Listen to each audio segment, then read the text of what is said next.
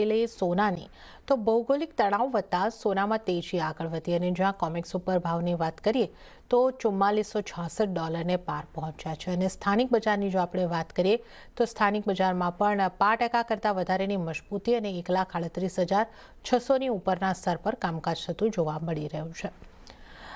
જે રીતે આપણે જોયું જતીનજી કે પાછલા વીકેન્ડની અંદર યુએસ અને વેનેઝુએલા વચ્ચે ટેન્શન્સ ખાસા એવા વધતા દેખાયા અને આ એક નવું જીઓપોલિટિકલ ટેન્શન અહીં આગળથી ક્રિએટ થયું। સોનાને ફરી એક વખત મજબૂતી મળતી દેખાઈ રહી છે। ગઈકાલે પણ સોનામાં મજબૂતી રહી, આજે મજબૂતી આગળ વધતી દેખાઈ રહી છે। તો કેટલો સપોર્ટ સોનાને મળી શકે અને જે રીતના અહીં આગળથી આપણે યુએસના ડેટા પણ આવતા જોઈ રહ્યા છે, જે પીએમઆઈ મેન્યુફેક્ચરિંગ પીએમઆઈના આંકડા આવ્યા છે એની પણ અસર સોના ઉપર તમે જોઈ રહ્યા છો? મોર લાઇકલી જીઓપોલિટિકલ ઇશ્યુઝ જે છે અરાઇઝ થઈ જાય છે વચ્ચે વચ્ચે અને એના કારણથી ગોલ્ડને બુલિયન્સને અનેક સપોર્ટ કન્ટિન્યુઅસલી મળતો જોવા મળ્યો છે આપણને।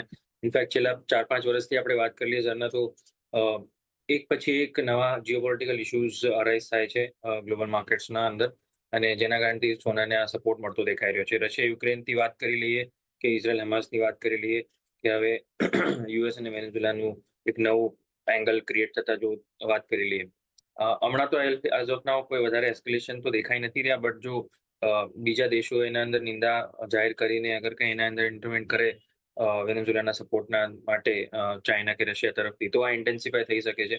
એના કારણથી આ ક્યાંય ને ક્યાંય પ્રીમિયમ જે છે એ પકડીને ચાલી રહ્યું છે અને વેનેઝુએલાના પોતાનું કેવું એક્શન રહે છે આગળ ચાલતા શું સ્ટેપ્સ એ લોકો લે છે યુએસના આક્રોશના પાછળ તો એ હજી અહીંયાથી માર્કેટ જે છે ક્યાંય ને ક્યાંય થોડુંક પ્રીમિયમ પકડીને ચાલી રહ્યું છે બુલિયન્સ માર્કેટના અંદર।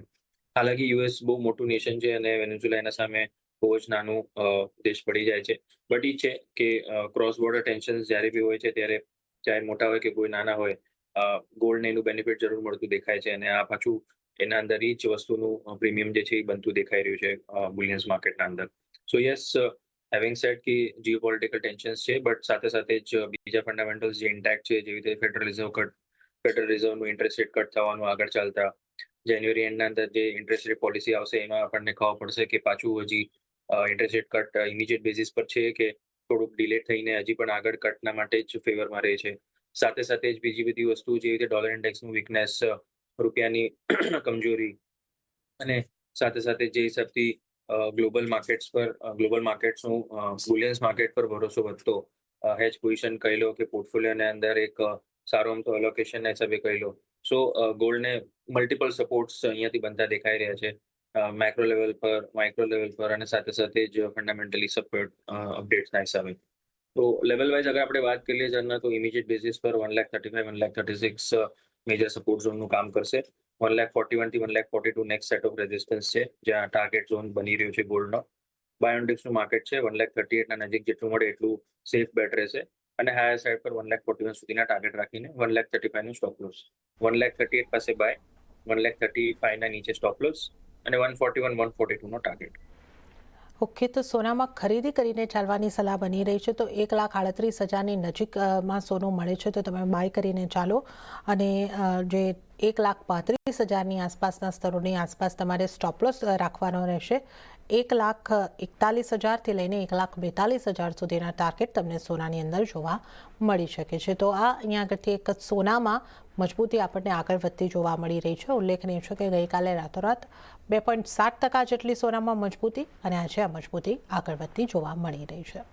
હવે ચાંદીની વાત કરીએ તો ચાંદીની તેજી પણ આગળ વધતા વૈશ્વિક બજારમાં ભાવ $78 પાર પહોંચ્યા અને સ્થાનિક બજારમાં પણ કિંમતોની આપણે વાત કરીએ તો 0.5%ની આસપાસની મજબૂતી જોવા મળી રહી છે।